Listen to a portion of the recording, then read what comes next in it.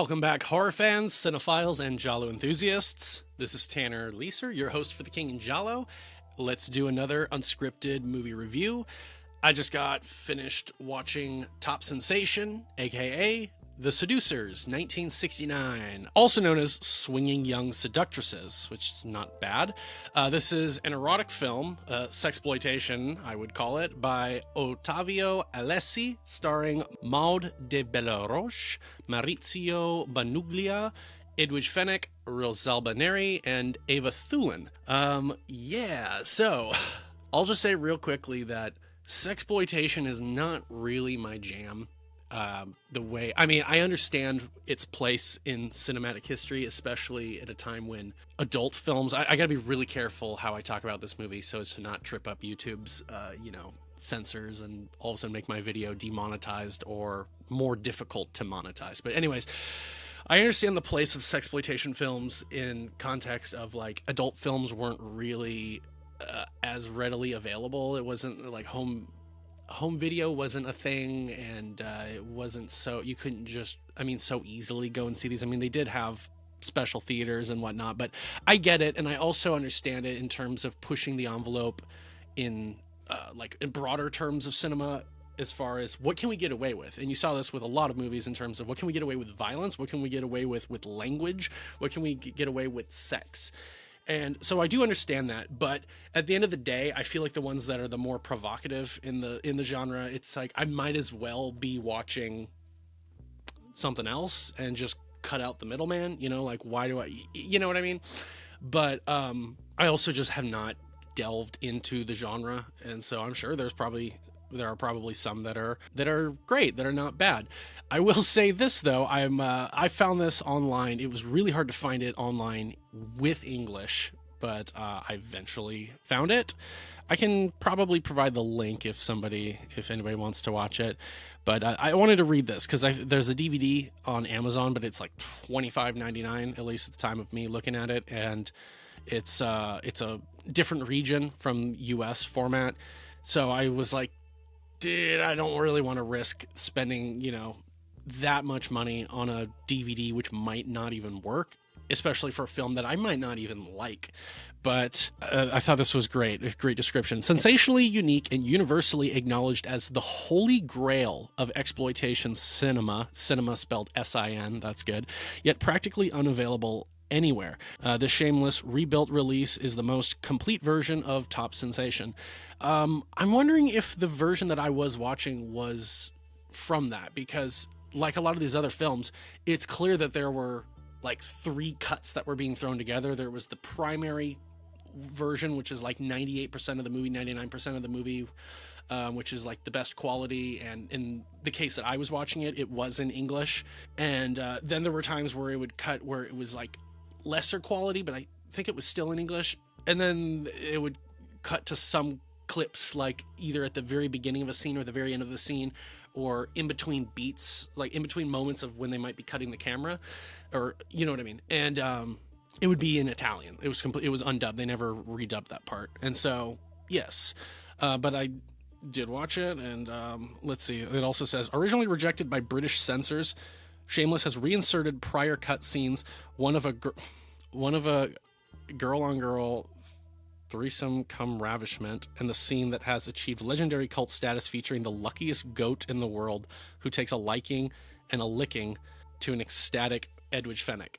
Yeah. So there was some, what's funny is there was a handful of stuff in this movie that is disturbing, perturbing, and it wasn't even as bad as like some other movies. Like, I don't know, when I think about sexploitation movies that I've seen that are like within the Giallo genre, like, would I consider The Laughing Woman sexploitation? The Laughing Woman I actually really enjoyed. I actually thought that was a pretty good movie. Slaughter Hotel is the one that I think of where it feels like the movie is an afterthought. It feels like it was way more focused on the sex scenes, and I really didn't like the insert shots that were straight up like, rhymes with corn. I just didn't. Again, it's just like there's certain things that I don't need together. I don't need sex and food mixed together. That's just me. I don't, it does nothing for me. I don't need like sex in my movies. Not that I'm a prude. I just feel like, okay, well now you're just crossing over into something else. I don't know. I'm not a prude, but it's just, for me, it's just like, okay. And you can obviously do sex in movies that tells the story or informs more about the characters and such, but in a lot of these movies from the 60s, 70s, 80s, it's just kind of there to excite the audience, or it's almost becomes expected, especially with S&V, sex and violence. We got to have it in there. But in the case of this movie, I did enjoy this movie. I actually really did, compared to a lot of the other movies I have been watching recently. This one was actually really easy to follow along, and it was not bad, because I have the Wikipedia page brought up just so I can recall the cast and crew names. I'll read their brief little plot synopsis and I'll go into it. So their plot synopsis says, the beautiful prostitute Ulla, Edwige Fenech, is hired by the despicable Mudy, Maud de Belleroche, and invited on a sea cruise where Ulla is meant to take the virginity of Mudy's son, Tony, a shy and mentally disabled 20-year-old with a tendency toward pyromania. Also invited on the cruise are the provocative Paola, Rosalba Neri, and her husband, Aldo, Bonuglia, who are constantly striving to win the favor of the wealthy woman in hope of obtaining an oil concession. Despite her efforts, Ulla has no effect on the young man until the yacht stops on a Mediterranean island inhabited only by a goat herder and his wife, Beba, Eva Thulin. Tony is attracted to her, but little by little his mental disorders arise and the story ends in tragedy. Okay, so let me just get into my assessment of this, or my breakdown of the plot. So yes, we start, and what's his name? Oh my gosh, these freaking names. Aldo and Ulla, Edwige Fenech, they're just kind of like throwing dynamite off the boat, and immediately I'm thinking, okay, Chekhov's dynamite, that's gonna come back later, I'm assuming. And they're having a fun time just doing that. The mom comes out, Mudy comes out, and she's just like, what are you doing? You're bothering Tony. And then Tony comes out and he's just like mute, doesn't talk, and Aldo gives him a stick of dynamite, lights it for him, and he's like, go ahead, throw it. And the boy just holds it. And they're like, throw it, Tony, throw it, Tony, throw it. And he just drops it. And then they're all freaking out like it's like a hot potato, it's a grenade. Like, should we try and throw it, or should we just get away? And eventually, I think Mudy throws it. Yeah, she throws it, and it blows up. You don't see it, but you hear the sound effect go off like right as she tosses it. So it's almost implied that it blew up in midair. And but she's upset with them, like, yeah, you guys aren't doing what we promised. So the whole plan is, this is kind of like $5 for an August Moon with these wealthy people, and there's some business deal that is supposed to be going on, and some of the people who are along are hoping to get a good deal. So there's a similarity there, which again, this actually came out before $5.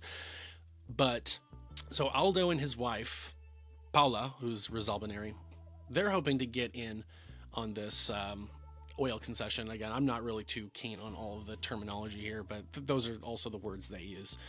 But in order to butter her up, in order to sweeten the deal, Mudy wants them to like kind of heal her son, who's mentally not all there. He's a little I'll be careful there. But her plan is that he needs to break out of his childlike cage, his spell, because he's like 20 years old. And so she's hoping if he gets laid, he'll grow up. He'll all of a sudden just be like I'm a man. Funny. And so they brought along Edwige Fenech, Ulla, and they're hoping that she will seduce him, but it hasn't been working apparently. And what we see is just Ulla hanging out with Aldo and Paola. They're just kind of having a good time, the three of them. And to me right away it seems like Tony is not into the sinful side of this, the sex only, because a lot of the behavior here is like just sex removed from love, I guess we'll put it that way. And it seems like he's disturbed by that, so he doesn't go for any of their attempts to make something happen. Well, they pull up to this island, and Paula is like sunbathing, and she's essentially naked. And she notices this man, this creepy man on the island who's like watching her from the bushes, and she calls over Ulla, and she's like, "Hey, like oil me up," and like there's a guy out there like watching, like let's have fun. And so they're very clearly into this like exhibitionism, like being watched and all that. And then they call Aldo over, and I think by then the guy's kind of already like hiding too much, but they decide to go explore the island. And so Tony gets like somehow gets away from them. He's on the boat, or he's on the island exploring. He finds this random girl, a goat herder, and he seems to have a liking to her because she's beautiful, but she's also innocent. She doesn't embody any of this sinful, like, sexual any, you know what I mean? She doesn't embody any of this sex. Like, she's beautiful and she doesn't know it. That's something that they mention later. And then we have this notorious scene with Aldo and Ulla, and he's a photographer, I guess, in his part-time, and he's taking pictures of her, and this little goat comes up, and I guess it really likes the cream that she has on her skin, and he kind of is telling her to, like, oh, take that off. Oh yeah, oh, that's great. Oh yeah. And this goat is just like, licking her skin, and then like certain other areas. Yeah. So that's a little like, okay, but not a bad scene. Not that I was like into it, but it's just like, it's funny because I will say this about the movie: it's just entertaining, and it's not even necessarily that like oh yeah, ooh, that's hot. It's just an entertaining movie. So I'll say that the movie has that going for it versus a lot of some of the other Giallos that I've been watching. Occasionally, they take themselves very seriously, and this movie didn't seem to take itself too seriously. Not that it had nothing to say, but it was very. I'll say this about exploitation films: they know what they are, and they're more concerned about like engagement versus walking out of the theater like, yes, the upper class. So the movie did a good job of just being entertaining, whether it was sexy or not. So we have this scene, and then we hear gunshots, and Paola has a sniper rifle, and she's just kind of shooting at things. You don't see what. I'm pretty sure there's a part where she shoots a goat. This goat herder, then this man runs up, and he's like, "What are you doing? What are you doing? You're shooting my goats! Oh my gosh, you've already killed 5 of them." And Moody's with Paola, and she tells the man essentially like, "Shut up! Like, I'll pay for them. How, like $100 per goat?" And he's like, "Oh my god, yeah, oh that's fine. Like, kill as many goats as you'd like." And so they got this guy, eating out of the palm of their hand, and he's like, "Anything else I can do for you, ladies?" And Paola's like, "Yeah, you can bring us some like fresh fish. Like, we're thinking of having that for dinner." And he's like, "Yeah, yes, of course, yes, of course." And then the group finds Tony with Beba as the goat herdress. I don't know, the wife of the guy, clearly his wife, because there's like nobody else on this island, and they recognize that Tony has a liking to her, and it's just kind of obnoxious because instead of just letting the boy have his time with her, they have to like, take her aside and like hype her up and kind of put the moves on her, and they have this weird idea of that like, oh, she'll get really into this, and she'll everything is about sex. It can't just be like he's in love with her. It has to be like, oh no, but he needs to seal the deal. And they take the girl back to the boat and are hoping to kind of get her intoxicated, get her drunk, so it'll be more like a sure thing that she will sleep with Tony. But for all their efforts, they're making it worse because Tony was into it was clear that he was into her because she was so innocent, because she wasn't walking around scantily dressed. She was just beautiful, and he liked that. He liked this innocence of her. Well, they're trying to get her drunk. They're trying to put the moves on her. They get her to come back by telling her that their boat got caught and they need it dislodged, which I guess is true, but still. Then she falls in the water, and they pull her out, and they're like, "Oh my gosh, you're wet. You have to get out of your clothes." And they take her down into the boat, and the two women seducer. So I think the Seducers is the better name, the better title, because it actually is very true to these people, as they are seducers. So they start seducing her. We start getting this all lady scene. I guess I'll just say it like that. And then Mudy comes down. It's just like, what the hell are you doing? This isn't why we brought her on. Like, get out. What are you doing? And then all of a sudden, Andro, the husband, the goat man, he comes by, and because they were like almost taking off, and he's like, wait, you forgot, you didn't pay me. What are you gonna do? And he's got the fish with them, and they're like, shit, he's gonna ruin everything. He's the husband. And so they come up with a plan that we know he's into the girls because he was spying on them. So maybe if they can distract him, they can still pull off their plan with Tony and Beba. And there's a great line about how he Aldo explains this to Mudy, like, this is how we're going to do it. And he puts a hat on her head, and he's like, you can't see the hat when it's on your head. So in the same way, we're going to do that. We're going to have him like on top of the boat, and he won't see what's going on underneath the boat inside.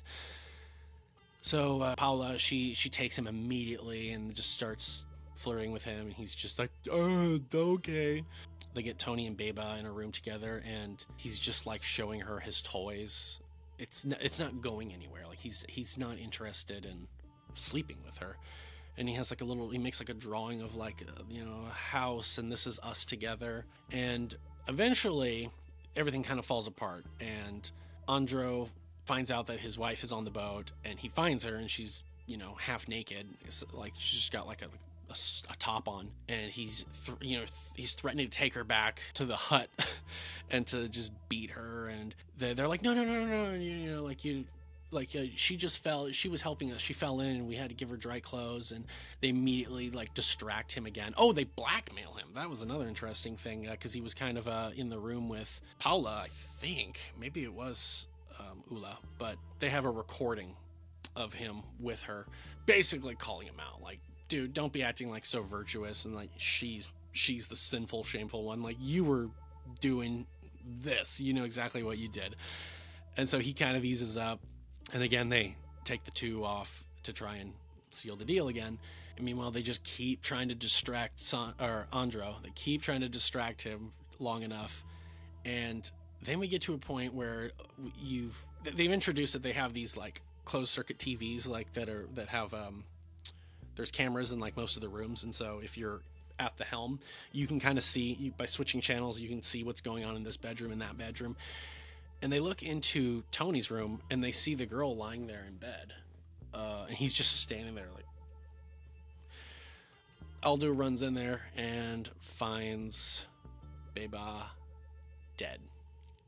So Tony strangled her, and again, it was kind of like, it kind of seemed like this was going to happen, especially because they kept corrupting her in front of Tony. They kept like turning her into this thing that she's not, that he's not interested in. So she went from being this beautiful, idyllic, innocent girl to just, a WH word rhymes with more. And the crazy thing is she doesn't even behave that way. It's not like for all their efforts she starts like loosening up. She never does, because that's not who she is. Anyways, Tony killed her, and this is like the last 15 minutes, and they're trying to figure out how to get away with this, how to like, oh my god, what are we gonna do? And they like move the body, and then Aldo tells Mudy, they move the body, and then they call Paola over, and they tell her what's going on, and she tries to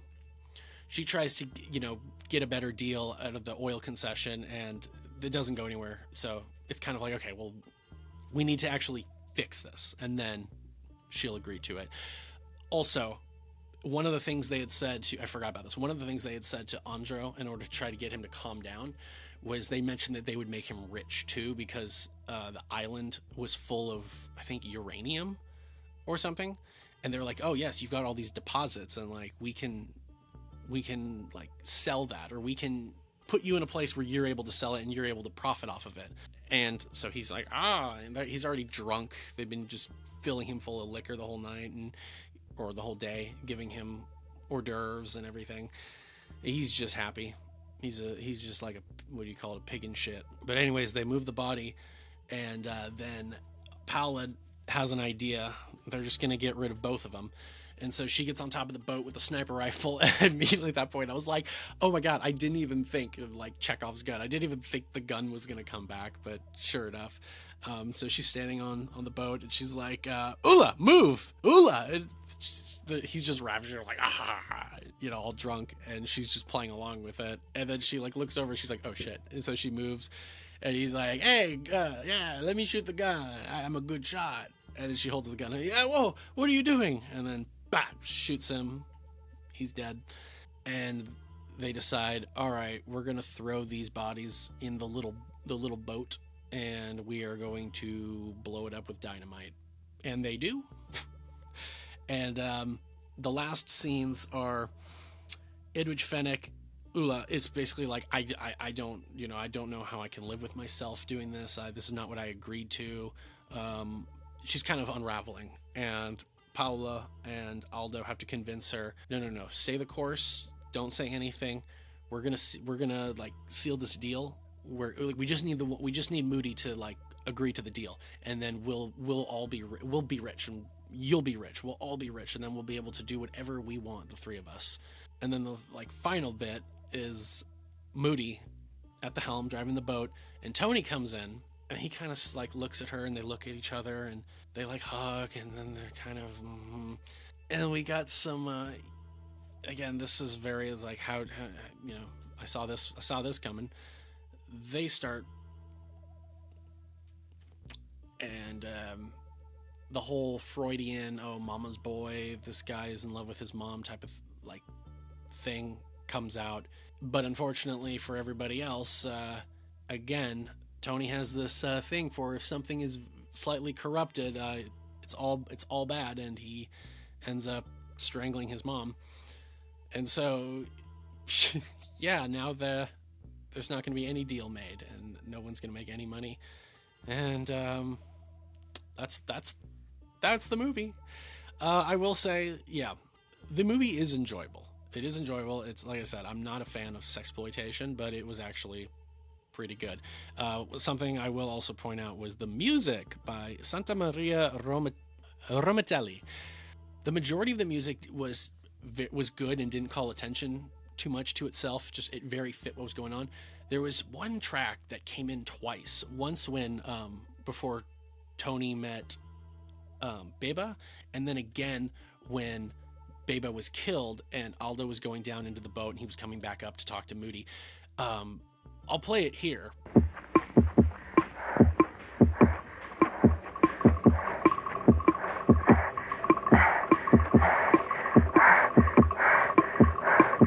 I was like, dude, this I like this. Yeah, I don't really have a whole lot else to say. Edwige, Fenech, Rosalba, Neri did a great job there. I mean, everybody did a great job. It was very well cast. Eva Thulin is great as this beautiful, innocent girl. Yeah, no, this is just like perfectly cast, well edited. No problem, no complaints with the directing or editing. It's good. But yeah, that's all I got really to say. So I will probably eventually try to get this movie. I don't think I'm gonna buy the Shameless DVD. That's region 2 or 3, whatever it is. But if this ever comes to Vinegar Syndrome, which it totally could, that would be fine. If this ever ends up on like the Forgotten Jolly box sets of Vinegar Syndrome, which again I could totally see that, I'd buy it. And I would recommend buying it if you're a Giallo fan. This is one of those Giallo movies that when you look at the Venn diagram of like how Giallo it is, it's really going to the fringes of like, well, this is like very sexploitation. Still in there. It's just interesting because like I don't know how many times I can say this, that like these older 1960s, early 70s Giallo films are just they're all like out like near the fringes, most of them. And if I probably really like honestly, if I didn't know going into it that this was a Giallo, I'd probably never watch this and go, that was a good Giallo. I probably just never would have named it, but it seems to be the consensus that it is, and I've got no problem with that.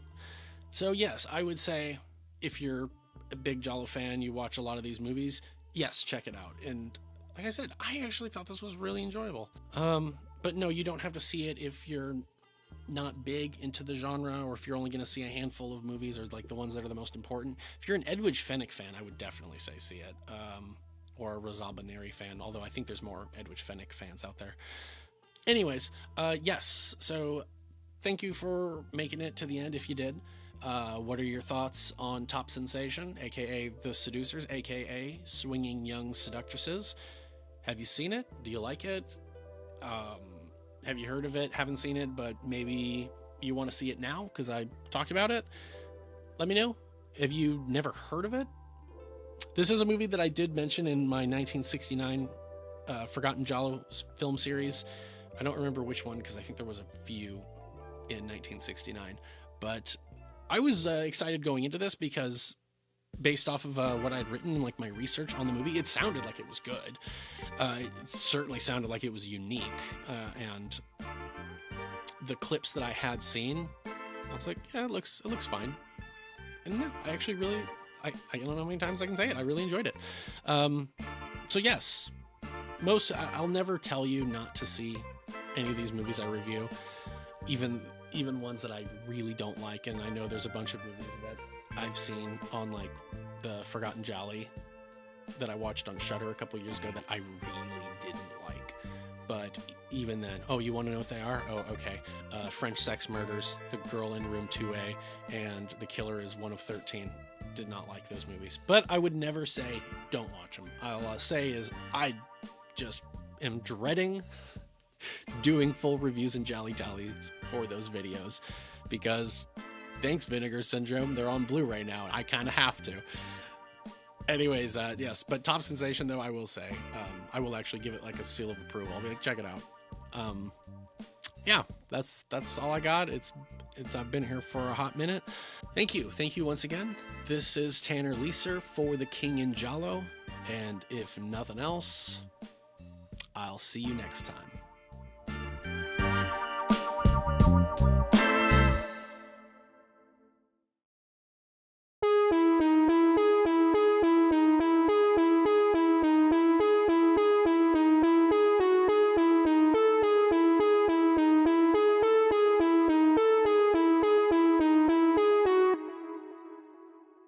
Come on, keep it up. Let him at you. He's harmless. Look at him go. Oh, boy. He does a good thing when he sees it.